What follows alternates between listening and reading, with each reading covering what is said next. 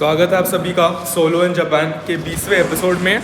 पिछले 5 दिनों में हमने होक्काइडो का ऑलमोस्ट हर एक टूरिस्ट डेस्टिनेशन अच्छे से विजिट किया, पर अब होक्काइडो को बाय बोल के हमारे तीसरे और आखिरी टूरिस्ट डेस्टिनेशन को विजिट करने का टाइम आ गया है। साप्पोरो के 6 बजे के नज़ारे कुछ ऐसे हैं। कल रात को साप्पोरो में एक थंडरस्टॉर्म आया था, जिसकी वजह से रात के 11 बजे डिनर खाते वक्त मैंने पहली बार जापान में एक ब्लैकआउट एक्सपीरियंस किया। लाइटनिंग, थंडर, हेवी रेन के साथ साथ पूरे साप्पोरो की इलेक्ट्रिसिटी उड़ गई थी। हॉस्टल के अंदर ऐसे कुछ मोमेंट्स थे जहाँ पर एवरीथिंग वेंट डार्क। लोग थोड़े से लिफ्ट्स में अटक गए थे। थंडरस्टॉर्म्स की वजह से ठंडी काफी बढ़ गई थी। कल रात को टेम्परेचर लगभग 6 डिग्रीज के आसपास था और ये सुबह अभी तक की हमारी होक्काइडो में सबसे ठंडी सुबह है। मेरे हाथ अभी ऑलमोस्ट पूरी तरीके से लाल पड़ गए हैं। बड़ा ही शॉकिंग सा मौसम है। इस वक्त पे भी हल्की सी बारिश होने के साथ साथ बहुत ही तेज हवा चल रही है। So it feels colder than it is. भाई बहुत ही ज्यादा ठंडी है, मैं एग्जैजरेट नहीं कर सकता। अगर हम बीमार पड़ गए तो इसकी वजह से। हवा देख रहे हो कितनी आ रही है।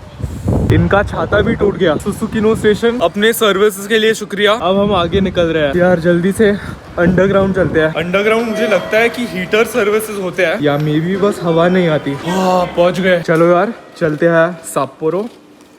ट्रेन लेके हम साप्पोरो स्टेशन पहुंच गए हैं। ऐसे मोमेंट्स में अच्छा लगता है कि हमने ब्लू सूटकेस कैरी नहीं की। ये देखो ना, एक आगे एक पीछे। इनके अंडरग्राउंड पैसेजेस की वजह से हम 2 स्टेशंस के बीच में नीचे से जा सकते हैं, क्योंकि बाहर ठंडी बहुत ही ज्यादा है। आई डोंट थिंक हम बाहर की ठंडी और बर्दाश्त कर सकते हैं। हमारे मेट्रो कार्ड का बैलेंस खत्म हो गया, तो इस मशीन से जल्दी से रिचार्ज करते हैं। पहले हम कार्ड डालेंगे, फिर अमाउंट सिलेक्ट करेंगे, कैश डाल के। तो हम एयरपोर्ट पहुंच गए हैं। सो एना, पीच और एयर डो इनके एयरलाइंस वहाँ पे है।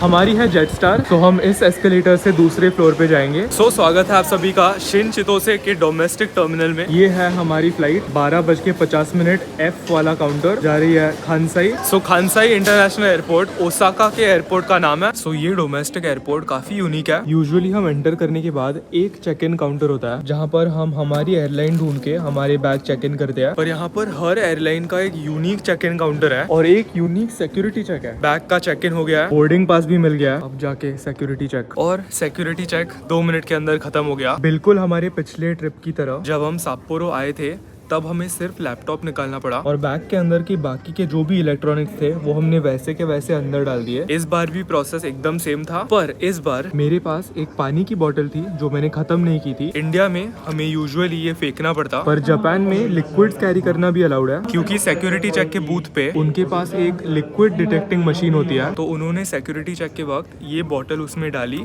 और चेक किया कि ये पानी ही है ना। ये है सारे बोर्डिंग गेट्स की एरिया। हमारा है गेट 19 जो है उस तरफ, पर बोर्डिंग के लिए ऑलमोस्ट 1 घंटे का समय है। तो हम तब तक इस कन्वीनियंस स्टोर से एक कॉफी उठाएंगे। कप मिल गया। अब हम इस मशीन का इस्तेमाल करके कॉफी बनाएंगे। ये बीन्स कितने मस्त दिख रहे हैं। आज की पहली कॉफी। ये एरिया कितनी मस्त है, देखो। बोर्डिंग गेट के ठीक सामने इन्होंने एक बड़ा डेस्क बनाया है और यहाँ पर बहुत चार्जिंग पोर्ट्स भी है। तो हम फ्लाइट बोर्ड करने के पहले हमारा मैकबुक अच्छे से चार्ज कर पाएंगे। और हमने इस कॉफी को एंजॉय करने के लिए उस कन्वीनियंस स्टोर से ये भी उठाया। एग्जैक्टली 1 मिनट में बोर्डिंग स्टार्ट होगा। चलो यार, बाय होक्काइडो। मिलेंगे कुछ सालों में शायद। ऐसा लगता है कि 5 दिन बहुत जल्दी खत्म हो गए, पर हमारी जर्नी अभी तक खत्म नहीं हुई है। अब हम जा रहे हैं ओसाका।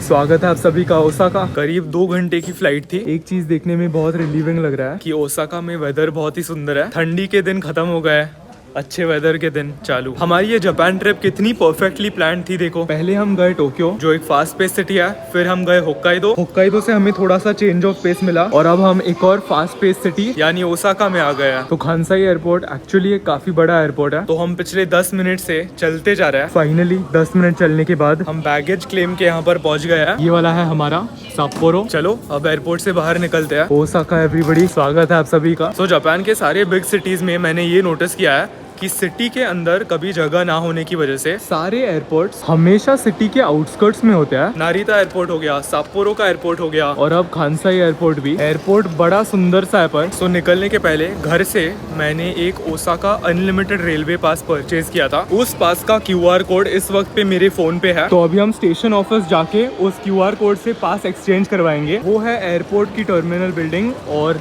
ठीक इस तरफ है रेलवे स्टेशन, और इन दोनों के बीच का जो कनेक्शन है बहुत ही सुंदर है। तो ये है JR का टिकट ऑफिस, यहाँ से हम हमारा पास एक्सचेंज कर पाएंगे।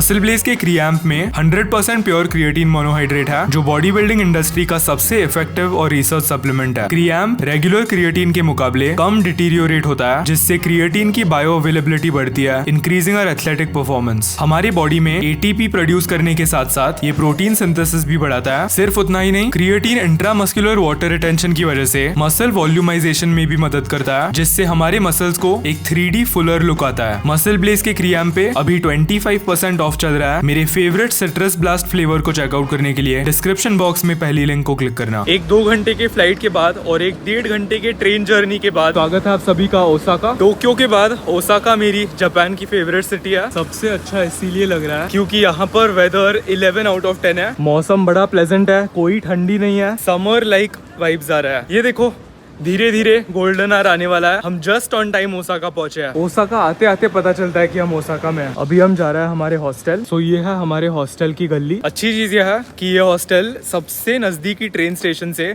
सिर्फ 300 मीटर दूर है, तो एक्सेसिबिलिटी एकदम बढ़िया है। ये है हॉस्टल का नाम। पिछले बार जब हम ओसाका आए थे तब हम सिर्फ 1.5 से 2 दिनों के लिए आ पाए थे, इसीलिए देखने के लिए काफी कुछ बचा है। और उस टाइम का हॉस्टल भी अलग था। फर्स्ट फ्लोर पे है लॉबी। सो इस हॉस्टल में कोई चाबी नहीं है। उन्होंने एंट्रेंस पे मुझे सारे पासवर्ड्स, ये कॉम्बिनेशंस ब्ला ब्ला ब्ला दिए। इसकी मदद से हम लिफ्ट और हमारी रूम ये दोनों एक्सेस कर पाएंगे। रिसेप्शन था उस तरफ। मैं अभी जहाँ पर खड़ा हूँ ये इस हॉस्टल की कॉमन एरिया है, काफी स्पेशियस है। ऊनो है, पोकर चिप्स है, और ये है इनका किचन। बिल्कुल पिछले हॉस्टल की तरह हम इस किचन में भी खुद का खाना बना सकते हैं। और अगर मैं अंडा ब्रेड कुछ लाऊंगा तो हम उन सारे ग्रोसरी आइटम्स को इस फ्रिज में रख सकते हैं। और कुछ आइटम्स पे फ्री का लेबल चिपकाया हुआ है, तो ये आइटम्स कोई भी इस्तेमाल कर सकता है। दिख गया, वेरी वेरी इंपॉर्टेंट। कॉफी भी फ्री है। वाह, और ये चेक करो, हॉस्टल के किचन में एक वेंडिंग मशीन भी है। तो ये है हमारा फ्लोर, दिखने में काफी अच्छा है। यहाँ पर है लॉन्ड्री की एरिया। इवन दो कल की वजह से आई डोंट थिंक हमें इस बचे हुए ट्रिप में लॉन्ड्री करनी पड़ेगी। ये है हमारी रूम। कितनी टाइट सिक्योरिटी है। स्क्वायर 8-9 चेक इन हो गया है। हमारा सारा लगेज ड्रॉप ऑफ कर दिया है। अब हम ओसाका में 1 सेकंड भी वेस्ट नहीं करने वाले। हमने सुबह से एक प्रॉपर मील नहीं खाया है, तो अभी हम जा रहे हैं दोतोमबोरी। दोतोमबोरी ओसाका की सबसे मेन हाईलाइट वाली एरिया है। ये जो ब्रिज है इसके दोनों तरफ बहुत ही अच्छे अच्छे रेस्टोरेंट्स है, फेमस कैफेज है। तो इस सुंदर से गोल्डन आवर को और भी बेहतर बनाने के लिए जाके ये जगह एक्सप्लोर करते हैं। यहाँ इन ब्रिजेस के नीचे से एक फेरी भी चलती है, तो अगर आपको ये जगह अच्छे से पानी के थ्रू एक्सप्लोर करनी है तो ये भी ऑप्शन है जो हम कल ट्राई कर सकते हैं। ओसाका के वाइब्स और ओसाका की एनर्जी बाकी सिटीज से बहुत ही अलग है। यहाँ पर बहुत फेमस रेस्टोरेंट्स है। इचिरान रामेन की जो मेन बिल्डिंग है वो यहाँ ओसाका में है। हमेशा वेटिंग ज्यादा रहती है, but it's all worth it at the main branch. मेरे ठीक सामने है ओसाका के सबसे फेमस होलसेल मार्केट की बिल्डिंग। ये है डॉन क्विहोते और ये है इसकी फेमस बिल्डिंग दोतोमबोरी स्ट्रीट पे। नहीं यार, यहाँ की एनर्जी थोड़ी सी अलग है। यहाँ की फेमस ग्लीको साइन ये क्रेजी है। मेरे चारों ओर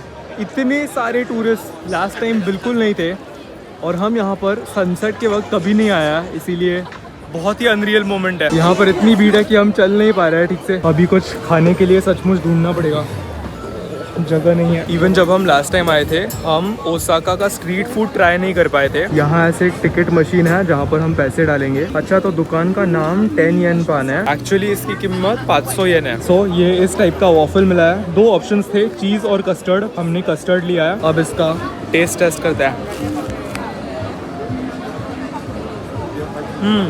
इन माई ओपिनियन काफी ड्राई है।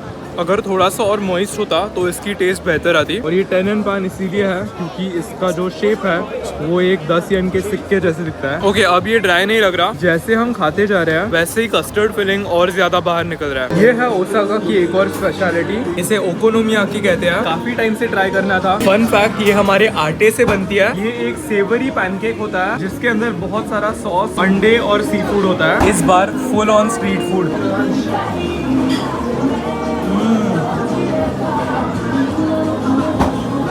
ये इजीली जापान में अब तक का सबसे बेस्ट मील है।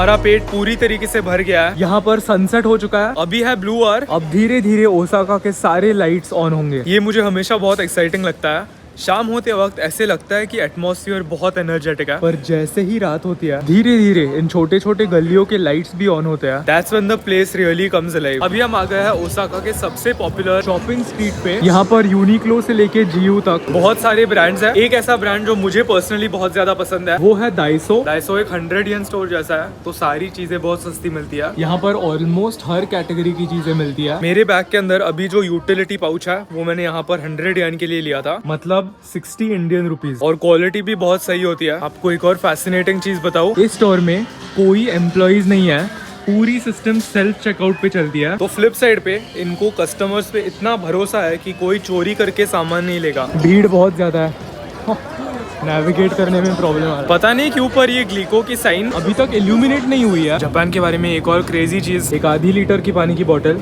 और एक 2 लीटर की पानी की बोतल प्राइस से। तो ये जो पतले पतले शॉपिंग स्ट्रीट्स है वो सीधा ऐसे चलते हैं, और बीच में जो भी रोड्स आते हैं वो सारे बड़े रोड्स होते हैं, और ऊपर से मेट्रो भी जाती है। देखो लाइट्स सारे ऑन हो गए। अच्छा लग रहा है। पता है पिछले बार हमारे पास ओसाका एक्सप्लोर करने के लिए सिर्फ 24 घंटे थे, तो सारे लोकेलिटी को अच्छे से पेशेंटली देखने में अच्छा लगता है। हम आ गए हैं जापान के फेमस बिग कैमरा में। यहाँ पर बहुत सारे सेकंड हैंड गुड्स मिलते हैं, तो हम बस प्राइसेस एक बार देखने के लिए आ गए हैं। सब कुछ है हमारे पास, कुछ खरीदना नहीं है, बस यार कैमरास और लेंसेज देखने में अच्छा लगता है। ये हमारे दिल के करीब वाली चीज है। हमारी जो लेंस है वो एक 30mm f1.4 है, 135mm f1.8 से उतने कंप्रेशन के साथ बहुत क्रेजी शॉट्स आएंगे।